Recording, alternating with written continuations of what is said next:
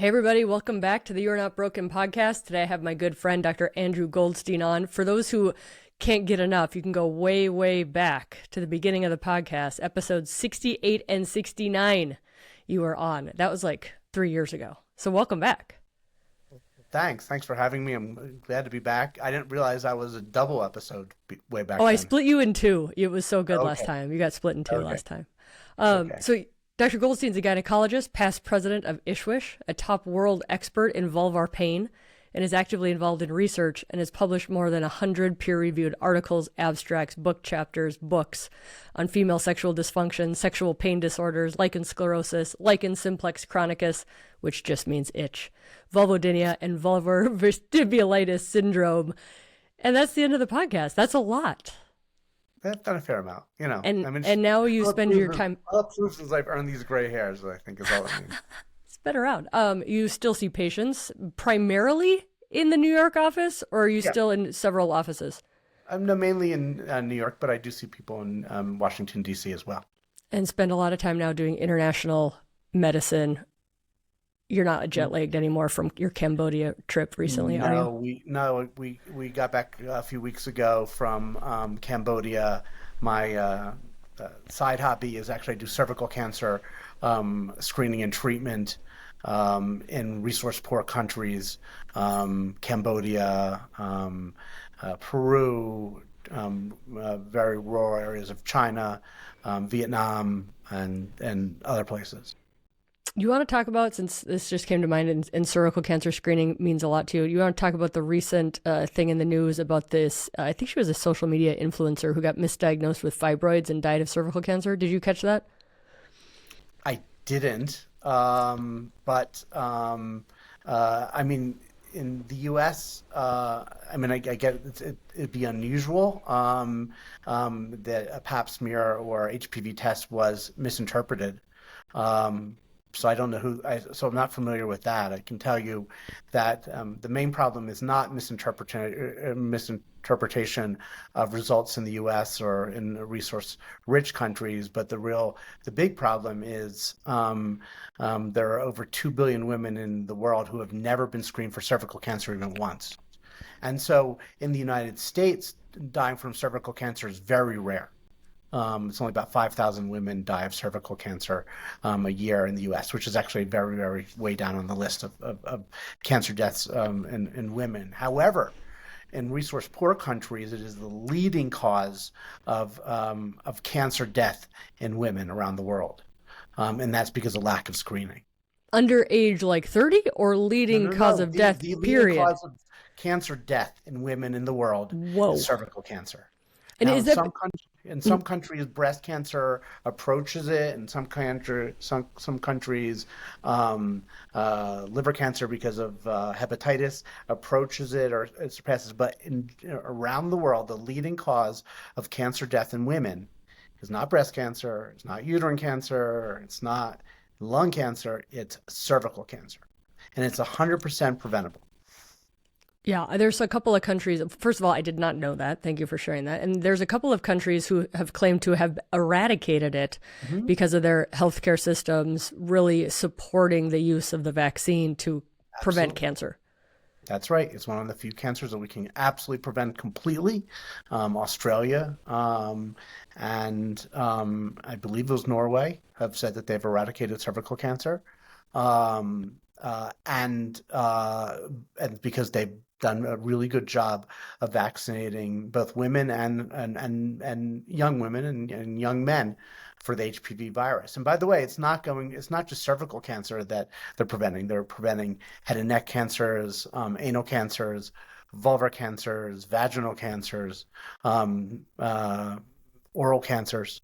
And so these are all caused by the human papillomavirus. So if we did a much better job vaccinating young teens around the world, then yes, we could eradicate cervical cancer. However, even if we vaccinated everyone right now, like everyone who's not been vaccinated who appropriately should get vaccinated, cervical cancer will still rise in the world for the next 30 years.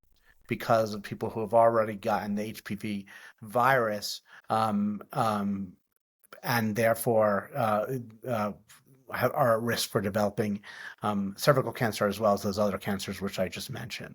So we need a strategy to increase vaccination around the world, clearly, but we also need a new strategy to screen and treat again, about 2 billion women who have never been screened even once. If you screen a woman one time in her life, you reduce her chances of dying from cervical cancer by at least 70%. Good Lord. So one time.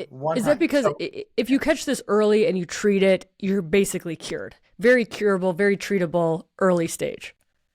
yes, you can absolutely cure it. Or once you get in the system, even if it's not cured that one time, you can treat it and prevent cancer from ever happening. And the ages they talk about vaccines, correct me if I'm wrong, but I think it's like age 45 in this country. You can get vaccinated up to age 45. That doesn't mean insurance covers you up to 45. But age after that, it's not because they're not having sex. It's because they've already been exposed and you have to vaccinate before exposure. Is that the thinking? That's the main reason. The second reason is that the immune system is not as robust after that age, and therefore you don't mount as strong as immune response. But if you're not been vaccinated, if a woman has not been vaccinated, if she's had 3 sexual partners, there's over an 80% chance that she has been exposed to HPV. So it is the single most common sexually transmitted infection. Now, again, hopefully this will decrease as vaccines become more and more commonly used. And in the U.S., it's not a problem of our vaccine available. It's actually poor compliance with vaccines or people opting out for vaccinating their children, which is in itself a terrible situation. Dispel the myth, because the myth I hear is, well, if we vaccinate our kids against HPV, that's going to make them be more sexually prolific. Yeah, I mean, it's absurd. I mean, teens and adults have sex, and just because they can't get cervical cancer is not going to prevent them from having or saying that, okay, we're going to have more sex. I mean, people have sex even though they can get the most common sexually transmitted infection, which is pregnancy. It doesn't stop people. Unwanted pregnancy is obviously very high. So it's not people go, I'm gonna do this. Old things like chastity pledges and things like that did absolutely nothing to They don't decrease work. the amount of sexual when people start having sex at what age. And in fact, I don't know if you know the data, but when young women took chastity pledges, they actually did not lose their virginities at any later age than people who did not take these pledges. But in fact, they did do something earlier, which was they actually had oral sex at an earlier age than the group who didn't sign the chastity pledge. So, Interesting. yeah. So it's young people have sex. There's a very strong sex drive, and so we want to prevent as many things as possible from happening. So that's my side gig. I'm going to be doing more and more of this. I do have now that you gave me an opening, I do have a foundation called the Gynecologic Cancers Research Foundation. And if you go to gyncancer.org, one word, if you like what we do, then you can donate on that website, or you can see at least what we're doing. Thank And you if you're for a that. medical professional and are a skilled colposcopist, or you're Or you're a willing urologist. a willing urologist, or you can do hysterectomies, or if you're a nurse who can do good postoperative care or intraoperative care, then we certainly need you. So let us know if you want to volunteer, but we also could certainly use any funds, and 100% of the funds go to our screen and treat programs. We take zero, nothing for administrative costs, nothing for any of the people who go to on these trips. Amazing. Amazing. Thank you. I'm very glad we got to talk about that. Um, in case people didn't know, you wrote a book and then you rewrote a book, and it's called When Sex Hurts, and you wrote it with some amazing people. And I read it cover to cover both times. On the newer edition, what are you most proud of that you added to that book? God. Oh, well, I was very proud of the first book. I think the first book was very important. It came out 10 years ago, the first edition, because it really was the first time that there was an algorithm as to try to figure out when a woman has vulvar pain or pain with intercourse, um, how do you work this up? What is what we call the differential diagnosis instead of this black box of everyone who has vulvar pain has this thing called vulvodynia. But no, what we did was we actually said, well, no, if you have this, you could have a hormonally caused vestibulodynia or pain at the vestibule, or you could have an inflammatory cause. In fact, one of the things I'm most proud about is that a lot of the nomenclature, the wording that we used in that first book actually was then subsequently adopted by Isswsh, the International Society for the Study of Vulvovaginal Disorders, and the International Pelvic Pain Society in the official vulvodynia nomenclature, and has been adopted in ICD-11. So, in fact, so one of the things is, and again, if you can't name something correctly, you really have a very difficult time treating it. So that was the first edition, and I was and I really think it was quite helpful. It was really the first comprehensive book for women who are having pain with sex. However, the big however is when you write something, you have to live with it. It's like having a child, but unfortunately, that child doesn't change. Unless you can convince the editors to let you have a second shot. I guess have a second kid. And so again, I think the first edition was a very good book, but then the second edition, which just came out in January of last year, 2023, I think is really, really excellent. It's the best thing I've written 9 books, and this is, I think, by far the best. About 70% of it is new. The reason most of it is new is because we've learned an enormous amount in the last decade between the two books.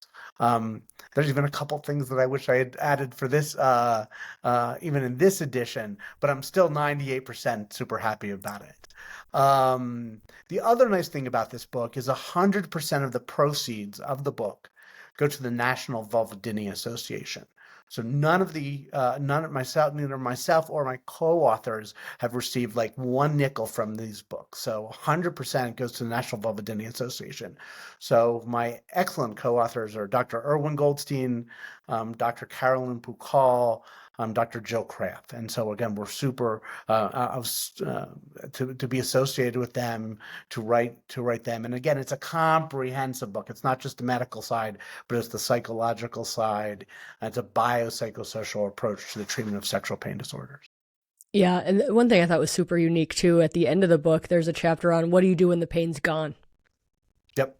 I mean, Very when we cool. started this a long time ago, my naive assumption was, okay, let's say I had a magic wand and I can make the pain go away. You would think everyone would be, just go on with their lives going, oh my God, I'm great. It's time to move on. Sort of like if you break a wrist and you get the cast off, after you've rehabbed it a little bit, you think you're back to normal. But that's actually not the case with sexual pain disorders. And I was shocked, early on in my career when I would do like surgeries such as a vulvar vestibulectomy, and the patients would then be able to have completely pain-free sex, and then they got divorced. It was amazing. The relationships then broke down. It was sort of easy sometimes for couples to focus on an external cause of the problems within a relationship. So if there's this pain thing that's separate from he and she, but there's this pain thing where you can focus on this, but when this goes away, well, now there's just he and she, and so you have to, so people have to work on their relationship through the process of getting rid of that pain, but also after the pain is gone. So again, I've learned a lot of doing this for 25 years, and that's sort of one of the things that I have learned and embraced. I love it. The recent Isswsh that we just had in Long Beach, California was so good. And you had so many abstracts there. I didn't get to all of them. I know you had one about the nomenclature and how the current ICD-10, we can't code properly for the conditions people are coming in with. You kind of alluded to that with the When Sex Hurts book. What other abstracts did you present at Isswsh that you're super excited about? And I do believe you won an award. Oh, thanks. Yeah, we did. We actually won the abstract award. Thank you for boosting my ego more than it really needs to be. What are friends for, man? No, we are. I'm super proud. There are 150 accepted abstracts to the meeting, and we won the Erwin Goldstein award. But it is blinded, so and he's actually not in the selection committee. So even though, and by the way, just for all the people out there, we're not related. Erwin and I, we're best friends, and we're brothers from another mother, but we are not related. Just clearing that up. And we're all both old white guys with gray hair. But at the end of the day, and past presidents of Isswsh. Okay. That being said, what'd you win an award? Which one did you win the award for? So over the last 3 years, what we've really come to understand is there's another medical problem called Ehlers-Danlos Syndrome. And Ehlers-Danlos Syndrome is a connective tissue disorder in which people have not very good collagen. And collagen is sort of the plaster or the mortar that holds all of the cells together in your body. And if you have Ehlers-Danlos syndrome, what happens is that you have very stretchy collagen, and so your joints are stretchy. And so people often are what some people call themselves double jointed or hypermobile. They can do, they can bring their thumbs all the way down to their wrists. I can't do that. Or they can bring their pinkies all the way up, or they can, they can easily touch their palms to the floor without bending, or they can do lots of different things. Their skin is very stretchy. If you stretch their skin, it really is very, very stretchy. Their skin actually feels very velvety. And that's it. But if you have this syndrome, Ehlers-Danlos syndrome, or even just are hypermobile, your chances of having chronic vulvar pain go up astronomically. And in fact, we think it is one of the leading causes of vulvar pain is hypermobility or this Ehlers-Danlos syndrome. Part of the reason is are the unstable joints, because if you don't have a stable pelvis, the muscles surrounding your hips are unstable. The only way you can actually walk and it is actually the muscles of the hips and the pelvis have to go into spasm. And what that can do is that can they go into spasm, but then they squeeze the entrance of the vulva and the vagina and actually cause pain upon penetration. They can also cause urinary symptoms, frequency, urgency, sensations of incomplete emptying. They can cause constipation, rectal fissures, hemorrhoids, pain with bowel movements. But that's just one very small component of why Ehlers-Danlos syndrome and hypermobility cause pelvic pain. Another component is the women who have Ehlers-Danlos syndrome have very frequently something called mast cell activation syndrome. And mast cell activation syndrome, mast cells are the specific type of red blood cell that's responsible for allergies. So if they release histamine, so if you get a mosquito bite and it gets really red and itchy, that's related to histamine, and mast cells secrete this histamine. They also secrete lots of other sort of inflammatory chemicals, and mast cells have been play a major role in many diseases throughout the whole body, including what we call vestibulodynia, which is a neuroproliferative vestibulodynia, when you have too many nerve endings at the entrance of the vulva. Additionally, mast cells play a big role in endometriosis, Mast cells play a huge role in what is known as interstitial cystitis, painful bladder syndrome. Mast cells have also been implicated in irritable bowel syndrome, migraines, acid reflux. And so a lot of these other, again, the role of mast cells leading to pelvic pain, again, the role of irritable bowel, the role of IC, the role of endometriosis, as well as the role of vestibulodynia. So that is another component or another reason why people with Ehlers-Danlos Syndrome and mast cell activation syndrome, which again are like very like brother and sister, they're almost always together, causes vulvar pain, chronic pelvic pain. But that's unfortunately not even the whole picture. The additional part of the whole picture is that people who have Ehlers-Danlos syndrome also have something called POTS, postural orthostatic tachycardia syndrome. What that basically means is when they stand up, they get dizzy, and because they drop their blood pressure. And it's the reason they get dizzy and they drop their blood pressure is they have dysfunction of the part of their nervous system called the autonomic nervous system. And the autonomic nervous system also sends nerves to the pelvis. So if you have a dysfunctional autonomic nervous system, that in itself can lead to pain of the pelvis. There's even a fourth component to this, which is that if you have bad ligaments in your hip, often you will get, again, these stretchy ligaments. Very commonly, people with Ehlers-Danlos syndrome actually tear what is called the labrum of their hip. And when the labrum of the hip is torn, what happens is the muscles of the hip go into spasm. And when they go into spasm, they press on a nerve called the pudendal nerve. And the pudendal nerve is the nerve that goes to the vagina, the vulva, and the bladder, and the perineum and rectum. So you get nerve injury and entrapment and pain because of a hip issue that's caused by Ehlers-Danlos syndrome. So for all of these reasons, Ehlers-Danlos syndrome and hypermobility are really, really one of the leading causes of pelvic pain. Now, the question is, why didn't anyone know this? Well, you have to know the questions. You have to screen for it in order to find. And we just didn't know what questions to ask. Only when we had enough women say, I also have EDS or Ehlers-Danlos syndrome or I'm hypermobile, did we start thinking, But it took us a while. I'm sure patients have been saying it for a while, and sometimes you just have to be ready to start listening.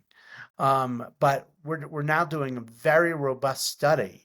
We're screening every one of our new patients for Ehlers-Danlos syndrome or hypermobility, and it's remarkable. It's looked like about 40% of our patients screen positive for this, and we had no idea 5 years ago, 10 years ago. So this is, and so the role of mast cells and the hypermobility are really going to be, I think, a key area of research, not just in our lab, but in all vulvar pain researchers over the next decade.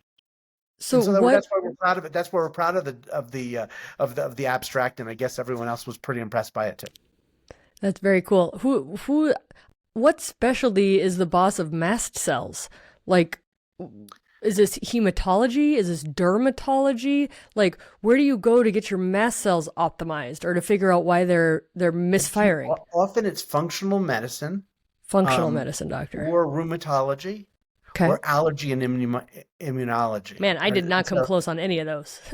Yeah, so it's so that's typically that's who are looking at these, and there are tests to actually test your mast cells. There are tests for mast cell activation syndrome, blood tests that are readily available at Quest or LabCorp or your normal lab. So you can test for mast cell activation syndrome, but there's a very easy test. One thing do you have very sensitive skin?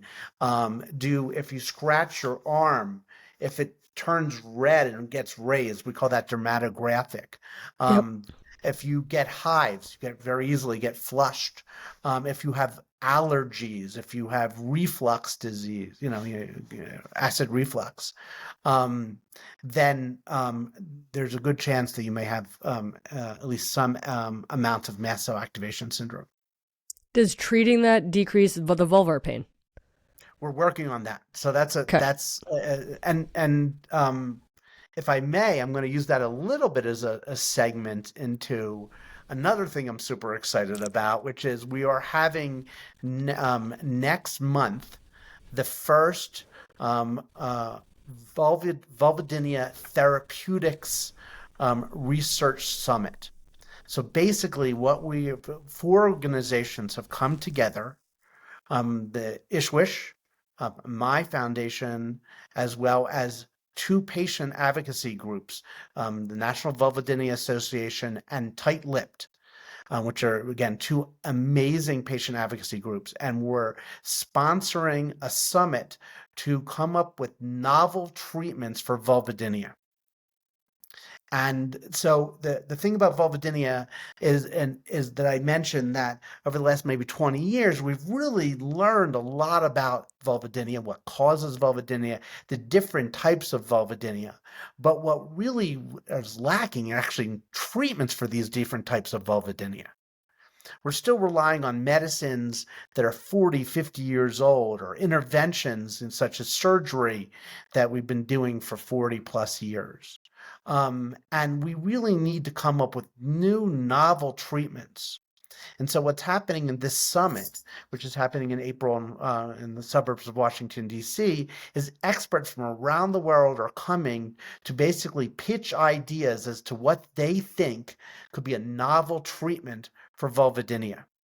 And we actually brought these people together. Some of these people didn't even know what the word vulvodynia meant, but they're working on nerve disorders or mast cell disorders or other things that we, as sort of the organizers, said, you know what, this makes sense. What you're studying could be applicable for vulvodynia. And so we would send them articles about vulvodynia, and we would say, hey, do you think? And they would, and so basically the goal is sort of like everyone's coming to pitch an idea. And at the end of the day, what we want to do is identify the 2 or 3 most promising ideas.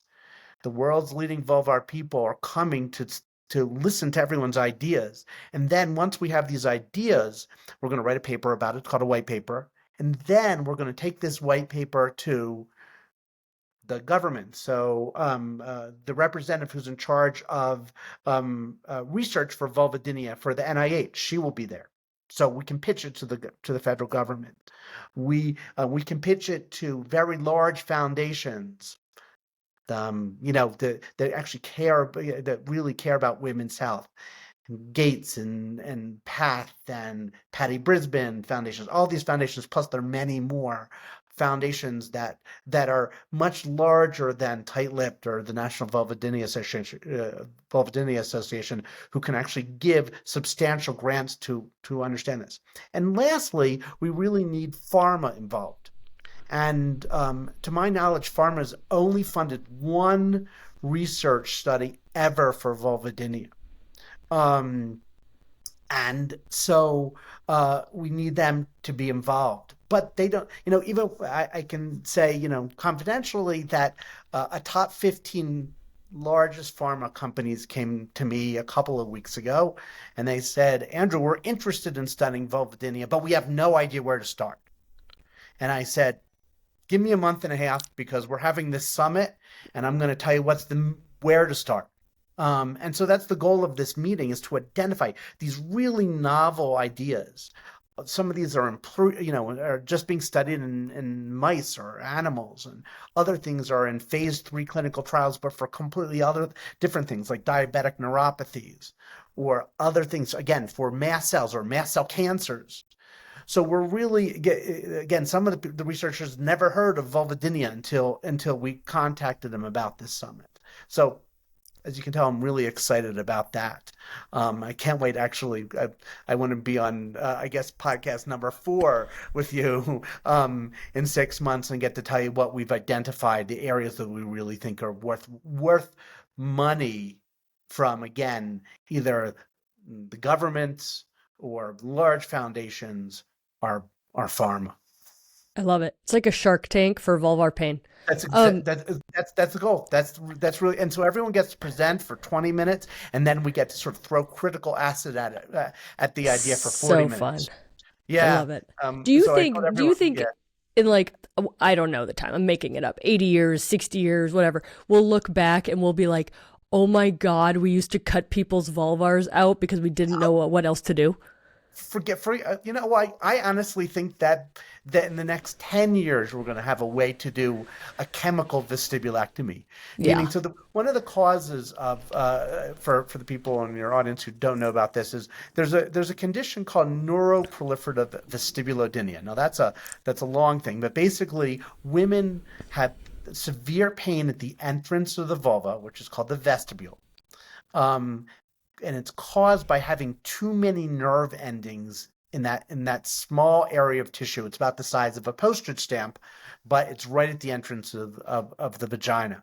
And so we call that the vulvar vestibule. And you can have too many nerve endings, and you can have too many nerve endings because you're either born with too many nerve endings or because you've developed too many nerve endings because of these nasty mast cells. So you can have up to 30 times the normal number of nerve endings that a regular woman would have. So 30 times the number of nerve endings. And it's unfortunate, if these were like pleasure nerve endings, that would be great. Except the type of nerve endings that there are too many of are the ones, we call them C-afferent nociceptors. And as you know, those are the nerve endings that are responsible for three sensations: burning, rawness, and cutting. And so women, if you touch this area, you know, even with a Q-tip, even like just barely touch this area, the woman would swear that you're cutting her with a hot knife. And they would say their pain's 10 out of 10 easily, and they're unable to have penetration, or or often even just clothes bother them, urination bothers them, anything touching that area bothers them. And so that's called neuroproliferative vestibulodynia. And for the last since first described, it's actually, we're sort of at the 40-year anniversary of this. 1983, 84 were the first time we started doing vestibulectomies. It was not me. I started doing about 26 years ago. But my mentor started doing vestibulectomies, meaning removing this tissue, about 40 years ago. And in fact, they had no idea why it was helping, because they didn't know that there were too many nerve endings there. That was only found out in 1999. So for about 15 years, they were doing the surgery and it was working, but they didn't even know why it was working. So a great scientist by the name of Nina Bohm-Starke, who's actually coming to this therapeutic summit, she found in 1999 that these women had way, way, way too many nerve endings. And she looked at the tissue that had been removed, and she stained a special stain to look for nerve endings. And lo and behold, the number of nerve endings was incredibly increased. So that's the reason the surgery works.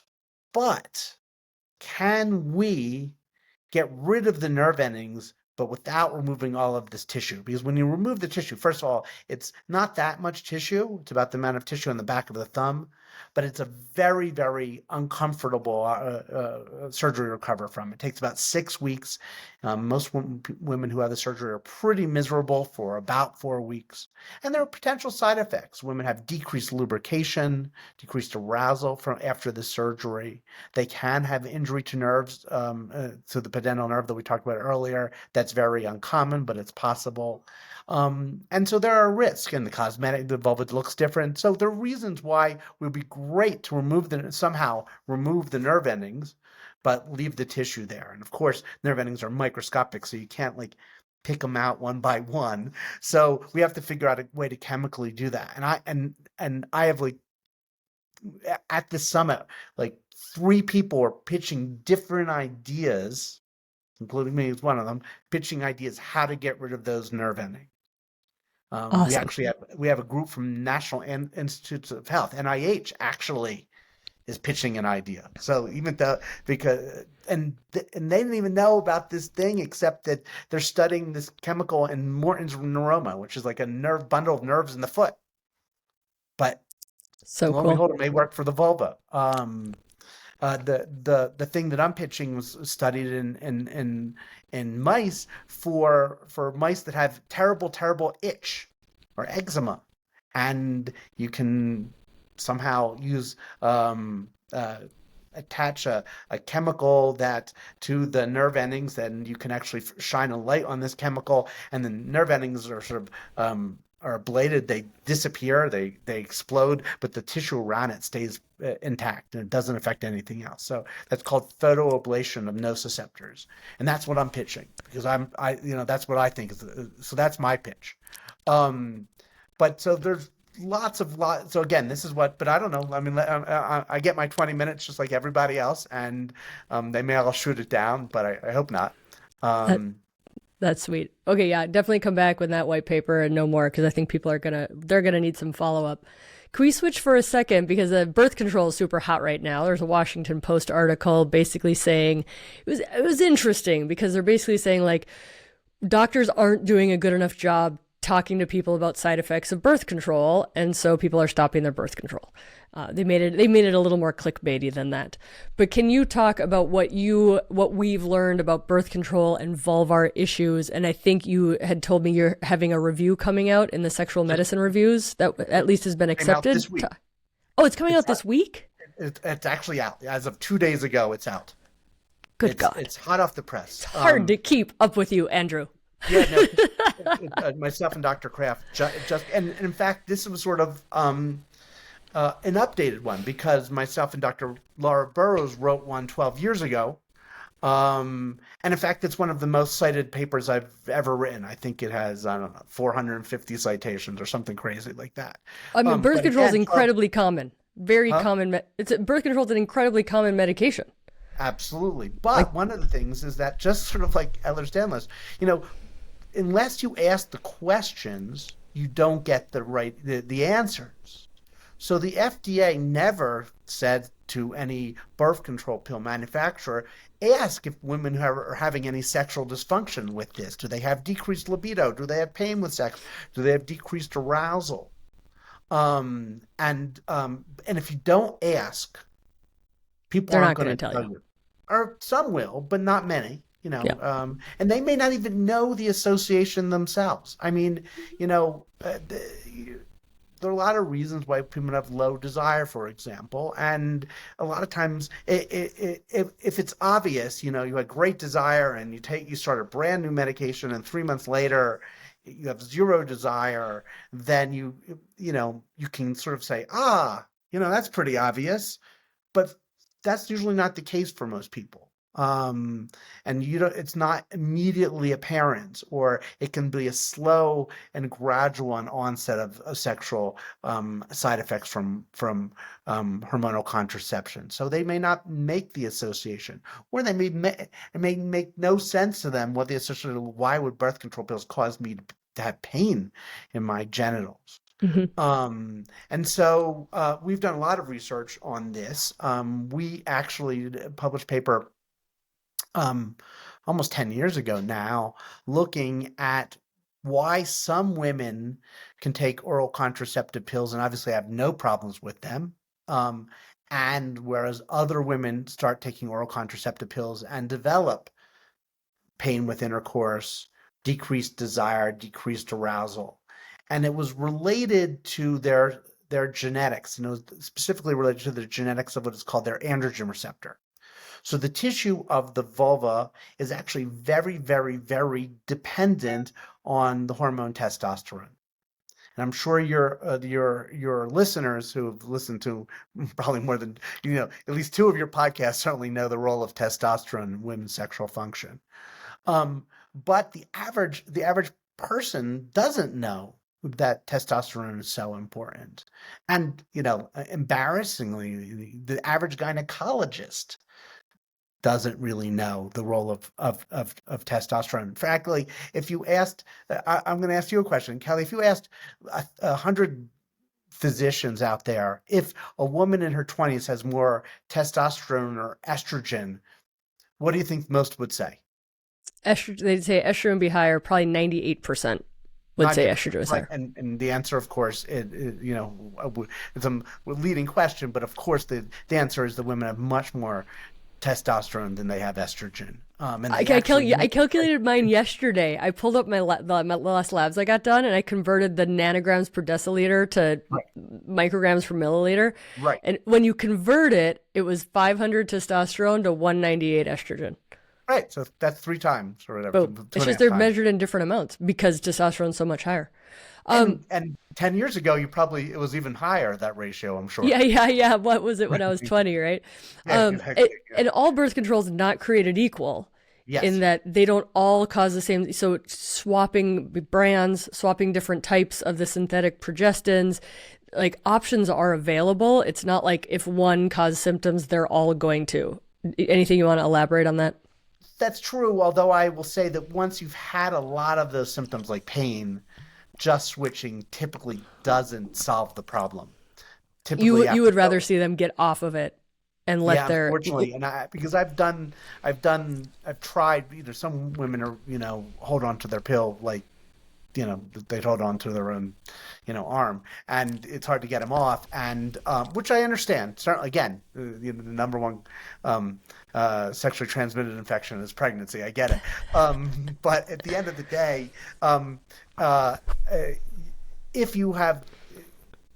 you've already had this problem, just switching the pill, even if you try to treat it, typically doesn't get you back to where you need to be. Basically, when you're on birth control pills, the way I explain to my patients is birth control pills have a combination of estrogen and synthetic estrogen and synthetic progesterone called a progestin, and the combination of these two pills lower what's known as free testosterone, an amount of testosterone that's floating around in your blood that's not bound to other proteins. And that free testosterone is what is able to react or bind to the testosterone receptor, that what we call the androgen receptor.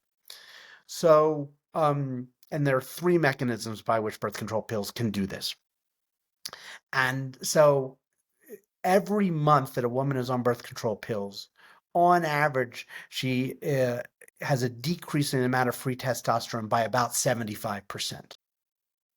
So think of yourself digging a ditch each month with the amount of total testosterone in your body, or free testosterone in your body. Every month you're digging a ditch and it's getting deeper and deeper and deeper and deeper and deeper and deeper.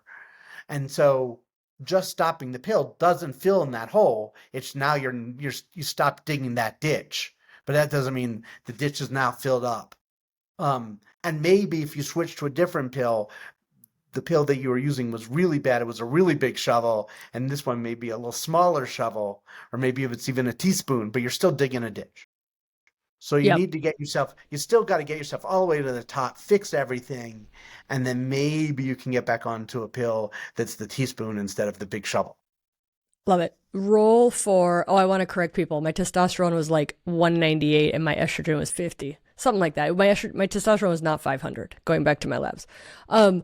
When to use testosterone in the vulva, using local, not systemic testosterone for the vulva, for a hormone-mediated vestibulodynia, to counteract birth control if you can't stop your birth control pills. What's your role for compounding a testosterone to put locally in the vulva and vestibule? So again, it's much lower concentration than what you would use for systemic testosterone treatment. So a systemic testosterone typically is a 1% gel or ointment, but what we use on the vulva is a 0.1%, so 1/10 of the dose. We don't want, because if you put a 1% on the vulva, you're going to get systemic levels. You can get systemic levels. Yep. You can also have, over a period of time, get enlargement of the clitoris. So we don't want that, but you don't need it. I think that 0.1% maybe is even too much, and it probably already saturates the hormone receptors. I've seen people's systemic values go up on 0.1. Right. So it may not be necessary. Yep. Now, that is not to say that if a woman has very low calculated free testosterone, and again, she's having pain, but she also has low libido and things like that, that's not to say you don't want to use the 1% to raise her systemic levels back to normal. But again, you don't want to use that on the vulva. Yep. And again, we use that typically we'll use a 0.1%, and we will combine it with estrogen, but that's a 0.01%. So again, 10-to-1 testosterone to estrogen on the vulva. Now we sometimes, again, depending on clinical reasons, may change that ratio a little bit, but that's the ratio we typically use. And it's not just, by the way, from birth control pills. So what can also cause it? We actually, after childbirth, we've noticed that women's free testosterones can go down. Other medications, a commonly used medication for that are prescribed often by dermatologists or cosmetic surgeons is a medicine called spironolactone. And spironolactone is a medicine to treat a female pattern hair loss, so hair loss that a lot of women get in their 30s and 40s, and spironolactone is an antagonist at the androgen receptor, meaning it binds to poisons the androgen receptor. Mm-hmm. So spironolactone, which is given out almost like candy in a lot of dermatology offices, Mm-hmm. can cause pain at the vestibule. Removal of an ovary, obviously for like an ovarian cyst, lowers the amount of testosterone. And again, depending what your genetics are, even just perimenopause may be enough. Breastfeeding, all of these treatments for endometriosis, all of these are potential causes for the hormonally mediated vestibulodynia that are not oral contraceptive pills. Love it. I want to wrap up by talking about you being quoted in an article in New York Times in December of 2023 called "Getting an IUD Hurts, Why Aren't More Women Offered Relief?" What do you want to say about that? What do you want to say about gaslighting? What do you want to say about the state of pain control for procedures in this country, in this world? In a word, it's abysmal. Not all women have severe pain for example, with IUD insertion, but the majority of women have very significant pain with IUD insertion. Yet only 4% of IUDs are inserted with anesthesia in this country. And women are gaslit about their pain again and again and again. They're just told it's not going to be that bad, or if you're having pain, you're just overly sensitive. Women have been gaslit about their pain, their sexual function forever, essentially. And so women's pain, I was quoted as saying women's pain needs to be believed and relieved. And that is absolutely the case. We have to believe women. We have to, the vast majority of IUDs should be inserted with local anesthetic. It's very easy to do. When I do it, it takes me 3 extra minutes, maybe at most. Are you talking about a paracervical block? Paracervical block. Okay. Paracervical block. If you do a paracervical block, you can inject a little bit of lidocaine into the uterus itself. But again, very safe, very easy to do.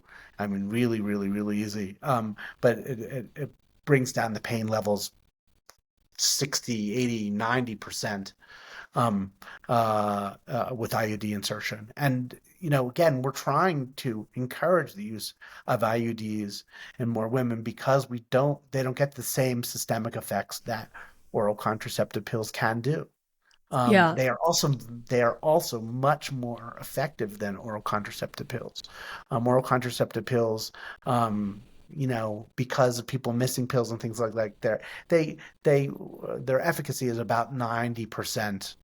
In real life, maybe even a little less, Mm-hmm. high 80s, whereas IUDs are 99.6+% effective as a form of contraception. So we encourage more adoption of IUDs, but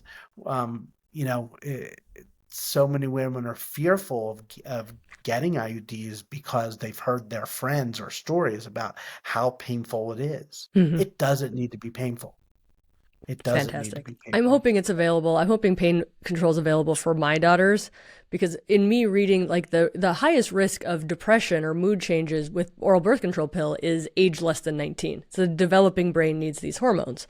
But I'm like, my children, they haven't had a baby through their cervix. Like that's the most painful is because you haven't already previously been dilated. Sure. I hope by the time they are teenagers, it's going to be available for them. Plus, Yeah, I mean, who can be trusted to take a pill every day in college? Like, it's a tough ask. no, it's hard. I mean, yeah, absolutely. And but again, women, you know, women are going to unfortunately have to shop around asking if their providers will do a paracervical block. I've, for my relatives, I've made sure that, that they get their IUDs inserted with a paracervical block. It is available. We're doing it in our practice. We're also going to start adding even greater anesthesia for some people, either a combination of nitrous oxide. So it's, with laughing Hmm. gas, what you would get with dentistry, for Hmm. example, that actually helps a lot of pain as well.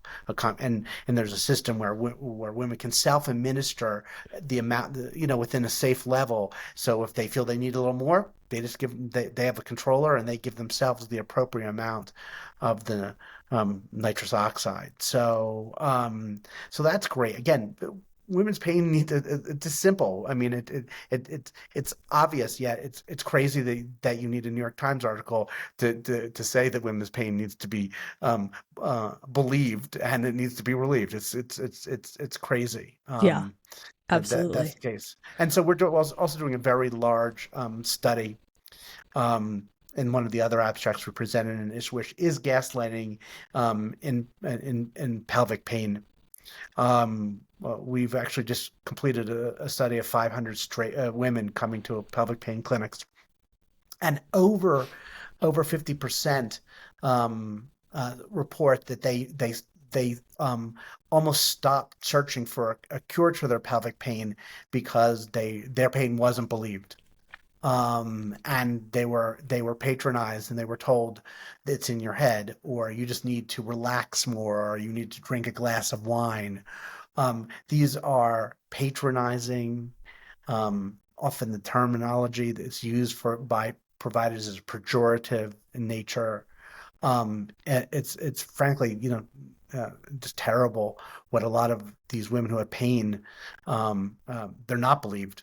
Um, their pain's not relieved, but it's also what's incredibly damaging and anxiety provoking is they're not believed, and Yeah. they're gaslit. And they're Yeah. gaslit. So it's not even, they're not only are they not believed, they're told it's not real.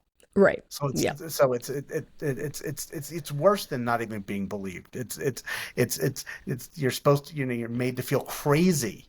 Yeah. That Um, your reality is not valid. yeah, Well, we it's not real. covered we Yeah. covered so much. Thank you so much. We got to do this. We got to do this more often. It's fun to talk to you. No, You're let's do clearly it passionate about your every, topics. I keep, as I keep sort of thinking about about how to go and do more cervical cancer and less of this, but I wake up every night thinking with more and more ideas. So I guess I shouldn't be putting myself out to pasture so soon. Not quite yet. I got not until I can do a chemical vestibulectomy without removal, Right. instead of a surgical vestibulectomy. That'll So be great. I Thank guess you that'll be so much. my crowning achievement. Well, again, Totally. thank you for having me, and let's talk again soon. Sounds good.